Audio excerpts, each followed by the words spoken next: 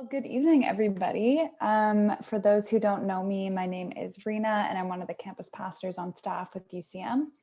And thank you, everyone, for sharing at Open Mic. I'll say it every time, but it's always my favorite part of the evening to hear what God's speaking to you guys, especially in this series that we've been going through where we're learning how to slow down and meet with Jesus. It's really encouraging to hear how he is meeting with you guys. So as James kind of mentioned in the beginning, we're going through a series called Unhurried, Jesus Speed. And the last few weeks, we've just been touching different topics of ways that we're able to do that. So we've talked about Jesus' yoke being easy. We've talked about Sabbath. And last week, we talked about my personal favorite, sleep. And if you missed any of these talks, you can go to our YouTube channel, UCM at UBCO. Make sure to like, comment, and subscribe to gain all these practices. But yeah, all these practices that we've been going through are tools that we can use to commune with God. And when the lockdown began back in March 2020, I remember really not wanting to cope with the emotions and thoughts that went along with the pandemic. I felt really alone and isolated, and I really just wanted to numb out everything that was going on. And the last thing I wanted to do was spend time in silence and solitude with God, because I already felt so alone and isolated.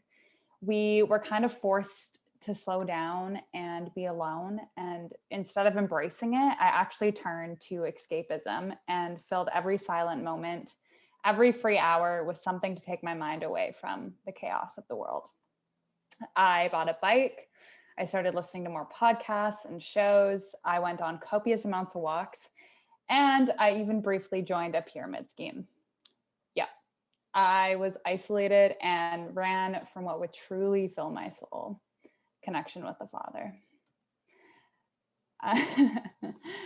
I remember feeling so distant from God and wondered where he was. Even in full lockdown and isolation, where I was forced to slow down, I kept busy and still felt far from Jesus. I wanted to meet with him, but I made myself too busy. And even over a year later, I find that I'm never truly alone anymore. It's really easy to fill all the silent moments and times that you're alone with things to occupy it. When I'm home alone, I'll have music playing or I'll have a show playing in the background, because I find that at least the artificial voices going on in a show in the background is always nicer than complete silence. And when I'm bored, the first thing I do is reach for my phone. And when it's quiet, the first thing I do is call a friend. And I know I'm not the only one, because according to a study in John Mark Comer's book, there was a survey from Microsoft that said 77% of young adults said that when nothing is occupying their attention, the first thing they do is reach for their phone. To be honest, I think this is a little low, because I definitely do that. And I feel like most of us probably do that as well. But we are in the day and age where we just have instant distraction at our fingertips. Even when we're not busy, I still find myself tempted to fill those empty spaces with some sort of noise. So I'm not alone. So I still feel useful.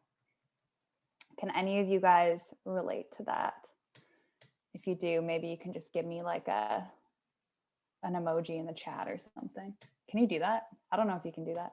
Give me like yeah, there's an emoji. I guess a reaction, if you can relate to that. There we go. Even better. Awesome. Well, you know, I see the emojis going up there. I don't think we're alone in this. I think it's human nature and a part of our culture to avoid being fully by ourselves. It can be super uncomfortable.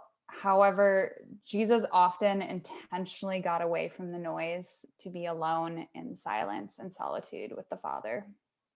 So if it's our desire to slow down this summer enough to actually meet with Jesus, then we really need to look at his relationship with the quiet place. So let's take a look at a few scriptures where Jesus models this practice to us. And we can learn a little bit about his response to this place. And how we can implement it in our lives.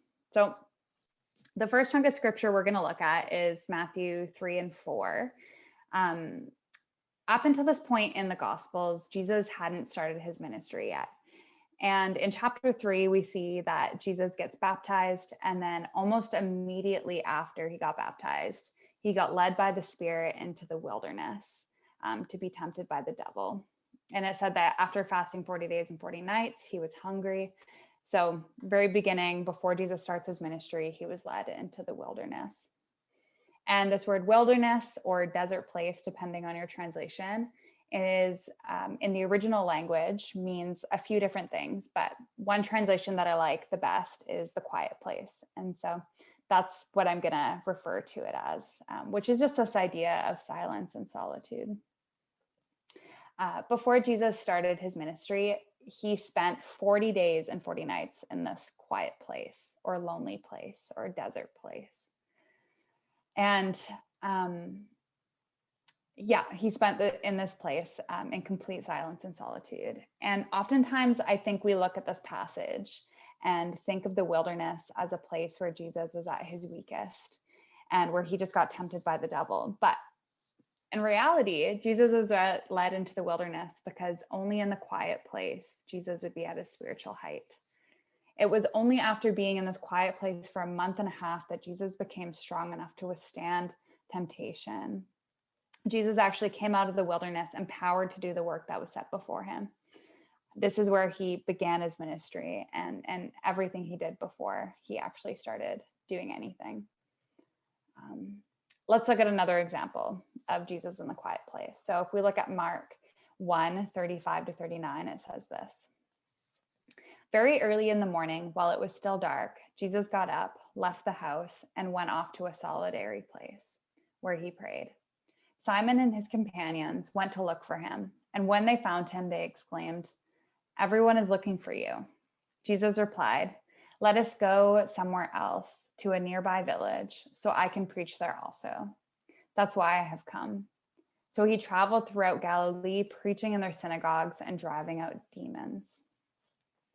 Now, this part of the chapter took place after Jesus had been baptized, after he already spent the 40 days in the quiet place in the desert, and after he called his disciples. He was back for one day and then decided to go straight back into the quiet place before he actually began any more ministry work. It was like Jesus just kept retreating to be alone. Before Jesus did any of his work as a savior, he found it so important to make sure that he had spent time in the quiet place, silence and solitude with the Father. And you can notice here how Simon was rushing Jesus, yelling at him, saying, "Everyone's looking for you. Where have you been?" Jesus had so many people who needed and wanted his attention, and he could have easily took this posture of hurry. If anybody had an excuse to not spend time alone with God, it would have been him. I mean, come on, he's Jesus. He was busy. He had people who needed him. But instead of taking on the mantle of hurry, he decided to retreat early in the morning and get away and spend his day, the first part of his day, away with the Father.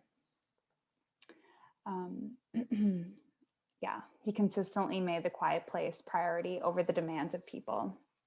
And it was out of this solitude place that Jesus was able to reach out and care for people fully rested. And those aren't the only two examples where we see Jesus retreat to the quiet place. There is several different examples in the Bible, and I will just list a couple here. In Luke 6:12-13, it says, Jesus went to the mountainside to pray and spent the night praying to God. When morning came, he called his disciples to him. We see here that Jesus spent the night praying because it was the only time he had to be in silence and solitude with God. He knew that time in the quiet place was more important to him than sleep. We see Luke 5:15-16 that says, "But now even more the report about him went abroad, and great crowds gathered to hear him and to be healed of their infirmities. But he would withdraw to desolate places and pray." We see in this that the busier that Jesus got, the more hurried he was, the more time he spent withdrawn in the quiet place in silence and solitude. And seasons of busyness it shows that we need more time in the quiet place, not less. And I know for me, I tend to do the opposite. And the last verse here that I'll give an example of is Mark 6:30-44. It says, the apostles gathered around Jesus and reported to him all they had done and taught.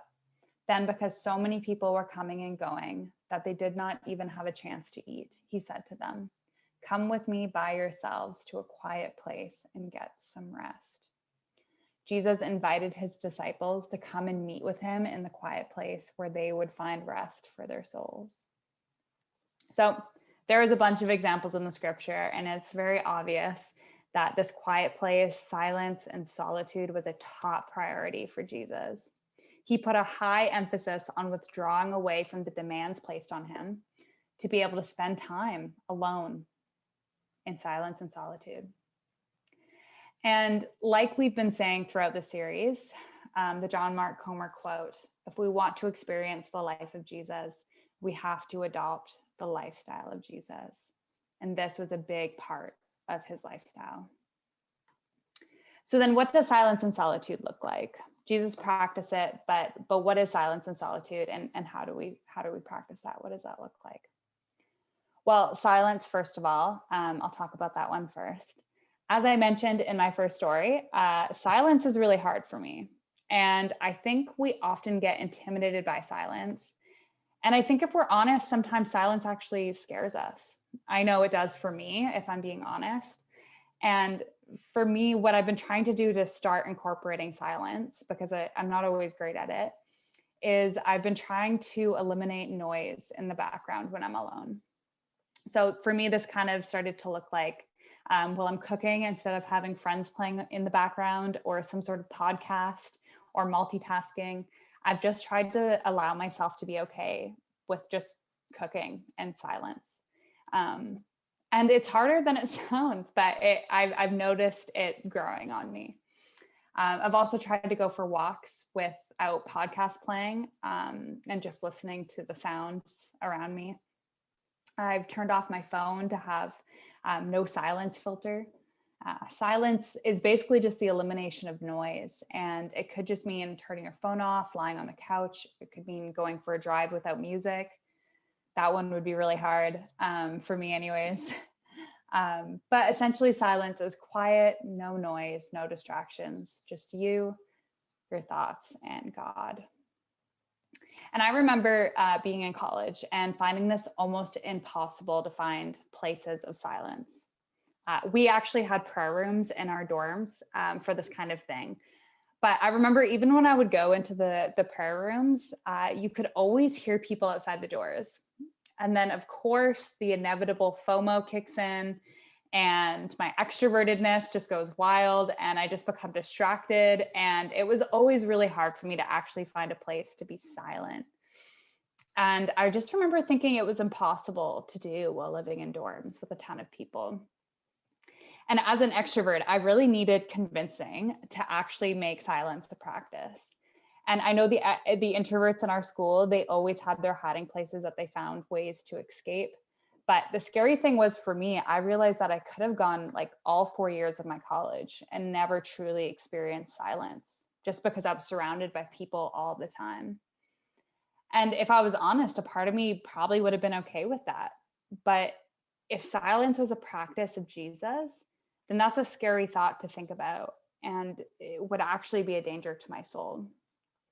And I want you guys to just kind of ponder this. And I want you guys to think for a moment when the last time you were intentionally and truly just in silence with no distractions, not just sitting, scrolling on your phone alone, but when was the last time that you were sitting there undistracted, just in silence?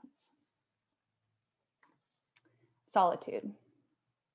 Now, solitude is different from isolation. And I think when we hear this word, sometimes we think of the year we just had and think about all the isolation that we've been going through. But actually, I want to get away from the idea of solitude being isolation and being alone and lonely. Because solitude is actually an intentional time that you set aside to care for your soul. Whereas isolation is inner emptiness and loneliness and actually not good for you. Whereas solitude, we actually find inner fulfillment with God and should be the opposite of loneliness. Solitude is where you're alone with God and your own soul. And it is in solitude where we enter into intimacy with Jesus.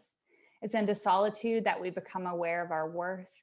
And when we're able to create this quiet space in our lives, our successes and our failures slowly lose some of their power over us. It's in the quiet place where we really find the courage to follow God's will and not just our own. It's in solitude that we're able to open ourselves up to God and grow that intimacy with him. And when we solitude is a time where we set aside to care and nourish our souls. Solitude is spending time with God, and similarly to any other relationship you'd have in your life, whether it's a friend, a spouse, or anybody in your life, really. If you never spend time alone with them, your intimacy with those people can only go so far. And the same thing goes with God. When we don't practice this soul habit, we really do reap consequences. And quite honestly, I think it harms our spiritual life when we don't actually spend time in this quiet place alone with God. And I think for me, for a long time, I really confused solitude with isolation. When I think of the year we just had, I sometimes think that the last thing I want right now is solitude. Like, please God, not more time alone. I'm an extrovert after all. But there's so many reasons right now why we'd want to, there's so many reasons why I can think about why you'd want to avoid this practice. Like maybe you hate being alone, or you've been on your computer all day and just want to numb out and watch shows. Maybe you get easily distracted, you have homework. What do I even do when I get away? And I think the other part of it too is that we are humans and we all have feelings, and some of those feelings aren't always pleasant, and sometimes they're sad, and our human condition is built to want to avoid these emotions and avoid pain at all costs, and therefore avoid silence and solitude. We go through life at 100 kilometers an hour, and when we finally set aside intentional time alone in the quiet with God, and you slow down, all of a sudden you realize that all your emotions that have been trying to catch up with you now rush to the surface, and you're faced with who you really are and where you're really at. And sometimes it's not always pleasant, and a few of those emotions aren't always fun to deal with. We feel pushed towards God, but also pushed away from him because of the uncomfortability.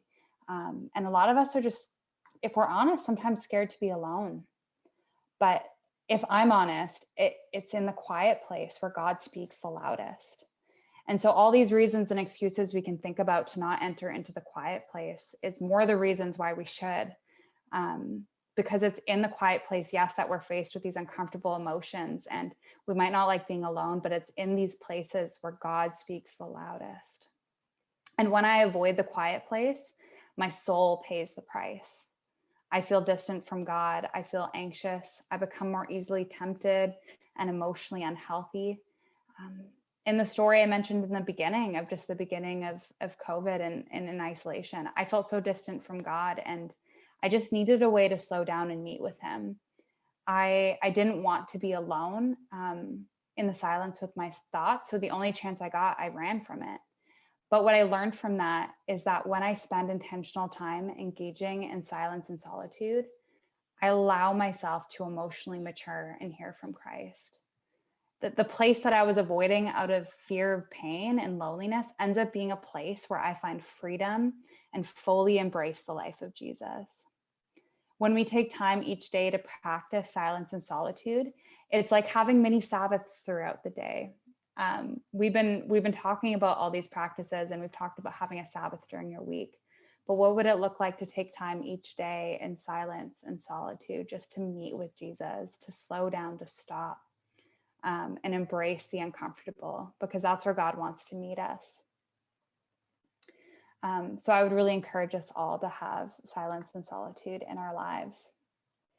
And I just want to give some ways that you could implement this in your life and maybe start it. Maybe this seems like a challenging practice for you, or maybe you're already doing it and you love this practice.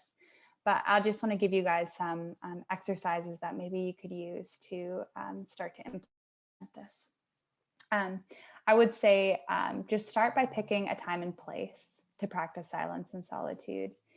Whatever works for you, somewhere where you can actually get to the quiet, just be quiet, somewhere that's quiet, you're alone, there's no distractions. Maybe that's your bedroom, or if you live with a ton of people, maybe that's going for a walk. Just finding any way that you can be alone with no distractions. And if you've never practiced this, maybe start out super small, and maybe it's a couple minutes or a couple minutes a few times a week.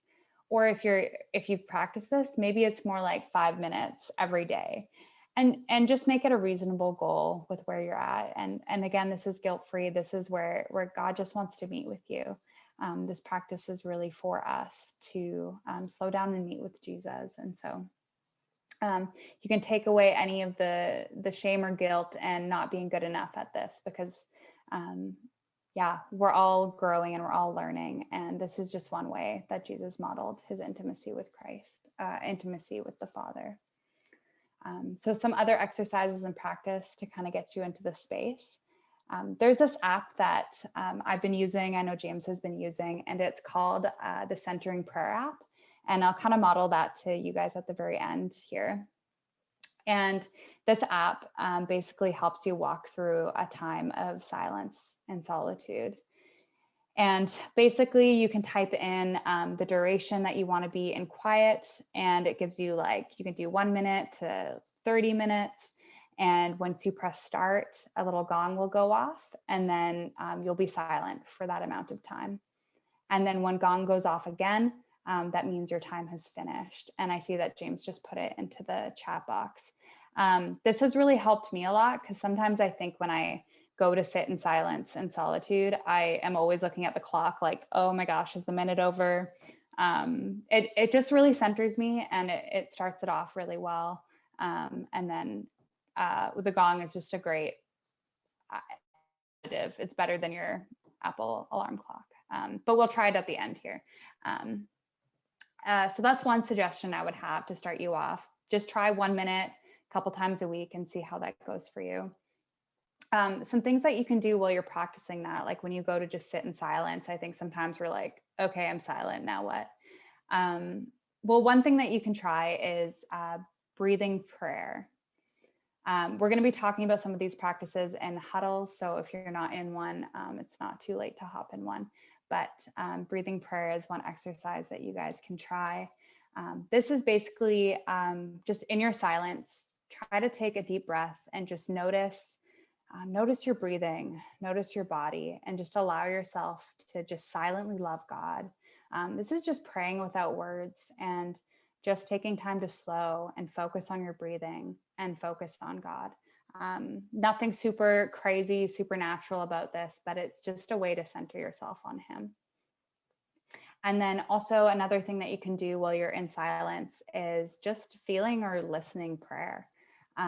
This is where we might feel some of those unpleasant emotions that I talked about, but this is where we can really meet with God and come into the quiet and allow ourselves to feel. This is just allowing anything that's going on inside of you to just rise to the surface, and just start to notice what's coming up for you, whether that's positive or negative, and just use that to meet with God. Bring him those feelings and just listen to what he might have to say to you through that. So that's really just being open with your emotions. And I think sometimes the world will call this mindfulness, which isn't bad in itself at all. It's actually, you are just being mindful of what you're feeling, but you're bringing God into that and thinking about him in that. And the last thing that I would recommend that you could do as well is something that we do a lot at our UCM retreats, is a practice called Lectio Divina, which basically just means sacred reading. And yeah, if you've ever been to a UCM retreat, we've done this a lot. And this is where you read the Bible slowly, and you read it over and over again. And as you read it, you're meditating on it, and you're noticing anything that comes to the surface through the text. Yes, retreats. Oh, those days. We're hopefully going to have one in September that you guys can all sign up for, and we can practice this together. But yeah, just pick maybe a psalm or something in the Gospels and just read a chapter, and just read it 3-4 times over and just ask God what he might be speaking to you through it. And maybe something will pop out to you, whether it's a word or maybe it's a verse or maybe just a concept, and just allow yourself to meditate on that and listen to what God will have to say to you through that. So those are some suggestions I have of ways that we can practice silence and solitude.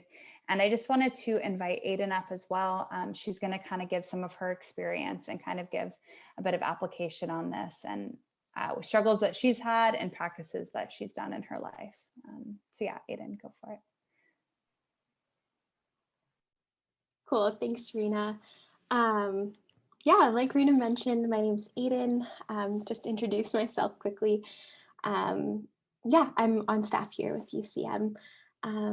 Yeah, I would say my relationship with silence and solitude has gone through many seasons, different seasons of flourishing and some seasons of struggles. I was actually thinking about it, and my first introduction kind of to this idea was actually back when I was a little kid. And I am the oldest. For context, I'm the oldest of 5 children.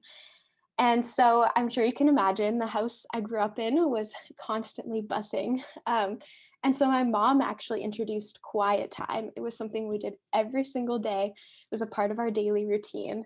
And quiet time was about an hour, where I'm sure my mom just slept or hid from all of us.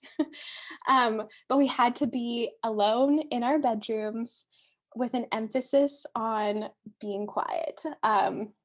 We could read, we could nap. Honestly, I have memories of her being like, I don't care, just keep the door closed and I can tell you when you come out. But it was basically just this time where I'm looking back and going, wow, yeah, it was this time where we needed rest. My mom recognized that, and it allowed us to be, ready to take on the rest of the day's activities. And so, yeah, thinking about this now, I'm realizing how important quiet time is for me as an adult too, and that I actually need to take time to be alone with Jesus during my day. I was thinking about another period of my life where I also kind of practiced this, and it was actually right after I graduated high school, and I did a YWAM, which just stands for Youth with a Mission. And it's just this program where you can go overseas often for a number of months. And so in this YWAM, I lived with 30 people in one tiny house in England. And every morning, everybody in the house did quiet time for the first hour of the day. Nobody talked to each other. No one said good morning, nothing. People would read their Bibles. They would hide in their bunk beds. They journaled. They went on walks. Some just stared blankly while they drank their coffee on the couch. But that was, yeah, this practice of just being quiet became this rule and routine that our house was centered on. And I really believe it really kept the rest of our day's activities rooted in Jesus.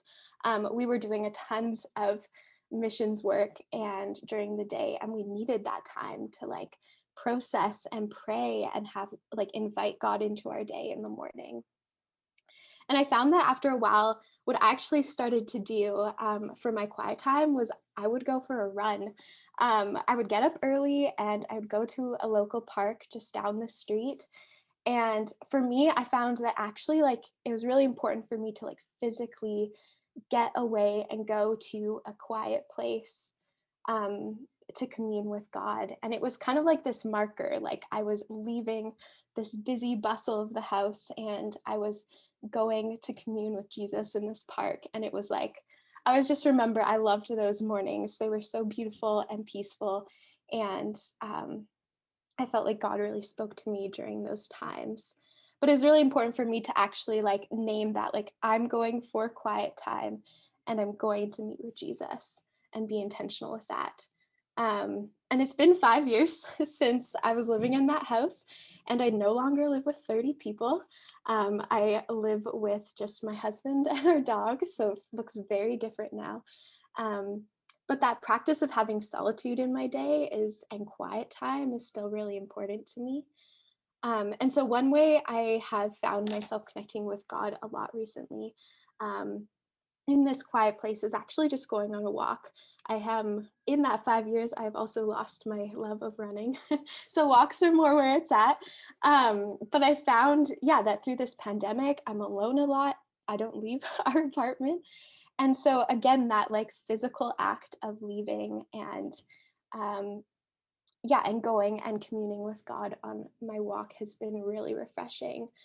Um, yeah, and just this idea of kind of like walking with him and walking slowly, I think is just such a beautiful picture that I'm not going on a walk alone, but I'm actually just going on a walk with Jesus. And so I think if that was something maybe you want to do is go on a walk, or get physically away, I think a key is just to really be intentional.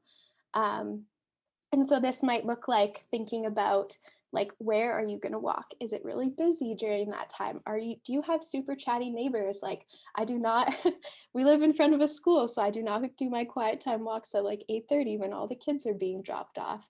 And I'm going to run into people. Keep your headphones at home. I know Reena mentioned this too, like don't listen to podcasts or music. You could pray while you walk. Share with God how you're feeling. Maybe it's just like, wow, I'm so tired this morning, or I'm so tired from this work day. Like acknowledge that and name it and just give it to him.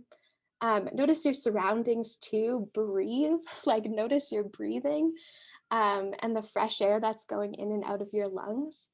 And I try to really start each walk just by saying like, God, I just want to walk with you right now. Allow me to be present here with you. And I personally notice a really big difference in my day when I get to have that quiet time and I actually make that space. A few other little things that I try to do during my day. One, I am like a huge coffee drinker. And so one thing for me is just sitting and drinking my coffee quietly and like drinking the whole cup of coffee. I'm notorious for like taking a few sips and then like leaving it somewhere and then having to like microwave it, like, and then, or like remaking a cup or whatever. So I've been trying to be intentional with like just sitting and enjoying it and like enjoying the taste of coffee, not watching anything, not reading anything, like just sitting there. Um, I try to take my lunch breaks outside with like no phone or TV. And this one's actually really hard. I'm sure some of you feel that even last year, like when you were in school, it was just a few of you at home. Maybe your parents were at work if you lived at home, and so you were the only one there. Like so easy to just like flip to your phone. And yeah, but I found really trying to resist the temptation of technology has been such a breath of fresh air, and can be so simple, similar to Reena's just cooking without distraction, is crazy. But yeah, these are just a couple examples and just little things. I think that's something that we want to highlight to you guys is like, it doesn't have to look like an hour, like when my mom would, you don't have to go to your room for an hour of quiet time every day. And, but there's just little ways in our life that we can slow down and be quiet and silent. And yeah, I just wanted to finish with like a little quote. I've been recently read this book called Out of Solitude, and there's just a beautiful quote in here that'll end and then I'll pass it to Reena. So it says, in the lonely place, or in the quiet place, Jesus finds the courage to follow God's will and not his own, to speak God's words and not his own, to do God's work and not his own. He reminds us constantly, by myself I can do nothing. I seek to do not my own will, but the will of him who sent me. And that comes from John 5, verse 30. Yeah, pass it back to you, Reena. Awesome. Thanks, Aiden. Appreciate your insights on that. How I kind of want us to close this up tonight is just practicing this. So I'm going to use the Centering Prayer app, like I mentioned, and I'm going to press start or begin, and you're going to hear this gong sound, and that gong is to simplify that we're going to start our silent time. And it's going to go for 2 minutes, and I just encourage you guys to practice some of these things like breathing prayer or listening prayer. Just pay attention to your breathing, pay attention to what your body's feeling. Allow any feelings that's going on inside of you to just rise to the surface, and invite God into that. Yeah, and then when you hear the gong go off a second time, that'll invite you guys back to end your silent, quiet time, and then I'll just pray, and then we'll go into breakout rooms. So when you hear the gong, you guys can begin your quietness.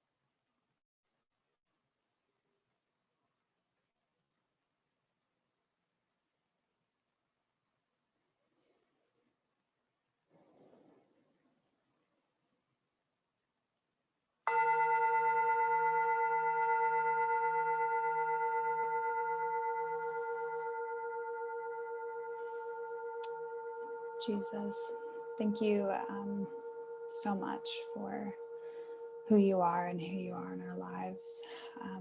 As we try to model your way of life and take on the lifestyle that you lived, I pray that you would help us to slow down in order to be able to meet with you. Would you help us to just crave the quiet place? I pray that you would help us to just get rid of distractions in order to meet with you in this way. God, I just pray that you would touch every soul in this Zoom call and that we would just begin to crave this quiet place with you. In your name, Lord, amen.